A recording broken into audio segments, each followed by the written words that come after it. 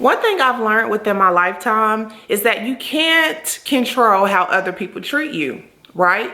But what you can control is how long you allow that behavior to take place before you decide to do something about it. At the end of the day, you have to come to the realization that you're worthy, you're deserving, you're awesome of all good things happening to you. And if you have people in your life that are treating you below your standards, you have to stop and question yourself and ask yourself why. At the end of the day, you are the common denominator within any relationship that you have. So if your relationships are not serving you, you're going to have to check yourself.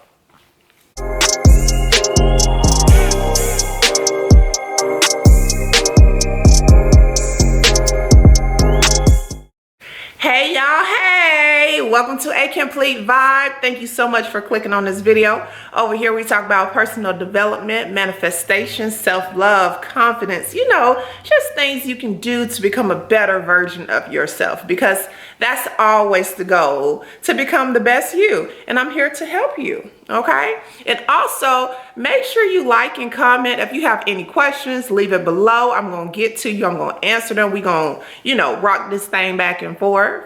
Make sure you follow me on Instagram as well at A Complete Vibe. So yeah, so usually change does not occur until you're absolutely fed up and like you're pissed off, about how your life is going. So first things first thing you can always do is raise your standards. And your standards are basically your green flags, your the example, the bar, and so start evaluating and asking yourself these questions. What standard do you want to have for your relationships?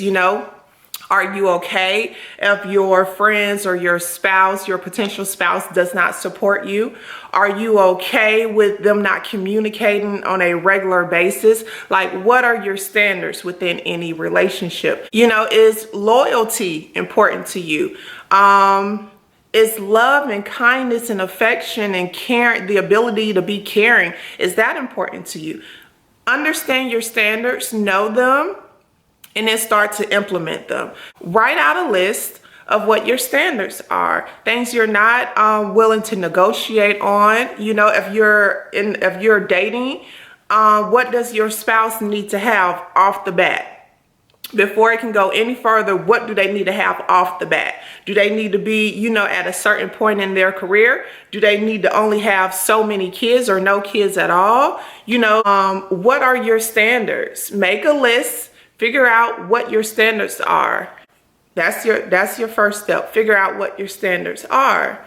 Next, you're going to have to know your boundaries, or you're going to have to figure out your boundaries. And your boundaries are basically the red flags, the limits, like where you like, whoa, it can't go past this point. So typical boundaries, like in a, dating type of relationship, may be no cheating. You guys, it may be important to you to talk every day or check in every few hours. Understand, does this person come with baby mama drama? Are you okay dealing with that for the rest of your life? What about their background? Is it okay with you if they were in prison before? Or is that a boundary for you? Do you want someone who has a clean criminal record? Figure out, your next thing will be to figure out your boundary list. So now at this point, you should have your standard list and you should have your hard boundary list, your hard no's. Like, what are certain points you will not cross for absolutely nothing? Is no persuading you, these are deal breakers. What are your boundaries? And also keep a note.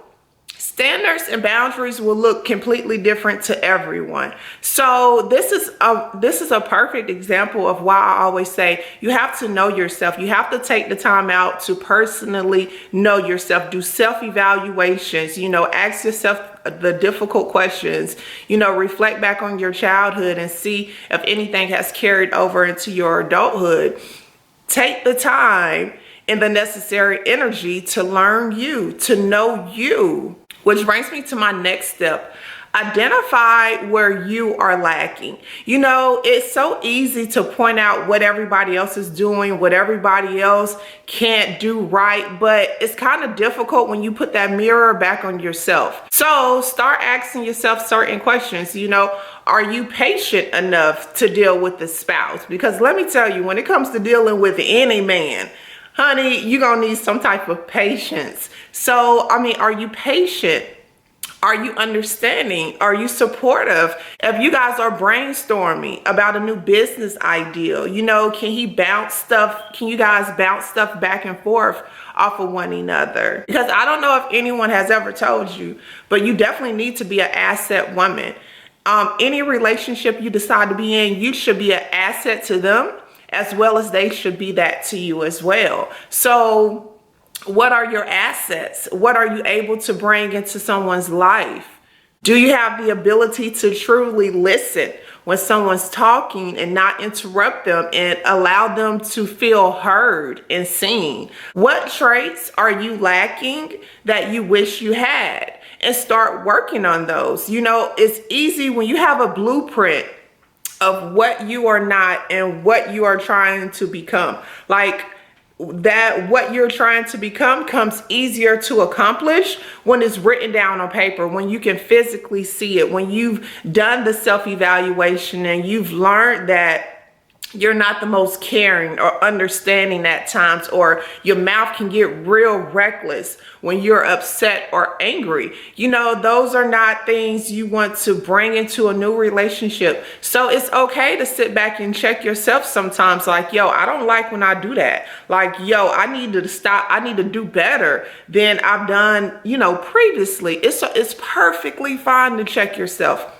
We should always be self-evaluating ourselves. We should always be evolving into a better version of ourselves. That's the thing with personal development. It's like, it's never really over. It's not a sprint, it's a marathon, because you're going to be on this marathon for the rest of your life.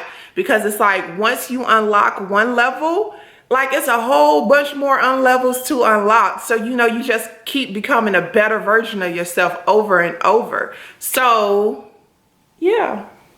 And finally, you're going to have to take action. Like, it's perfectly good that you decided to watch videos and, you know, discover who you are. But if you never take any action on what you're learning, you know, if it's going in one ear and out the other, you're limiting yourself. You're limiting yourself for the potential that you have, or the woman that you can eventually become.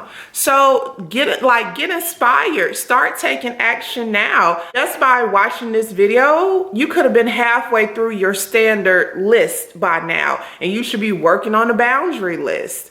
It's only so many videos and books and motivational speeches you can watch before you decide to take action. You have to recognize your own self-worth, because those that don't see it or don't recognize it, they won't be drawn to you. You know, it's like an invisible border that, or some type of force field that people can't physically get to you if they're not on your level and they don't recognize your worth. I have had plenty men come up to me and, you know, say something like, oh, you know, you're a beautiful lady, but I know you out my league. I know you're not on my level, or I know I'm not the type of man you want, you know, mentally. And I'm like, yeah, thank you. I'm glad you recognize that, because I recognize it too. Once you take the necessary steps to know your standards, anyone coming into your life who does not meet that standard, you won't waste your time on it. Because one, you'll be able to recognize that they're not it. And two, you would have learned, you know, your self-worth, that you don't even want to give them your energy because they're not worth it. Because you know in your heart of hearts, they're not even on your level.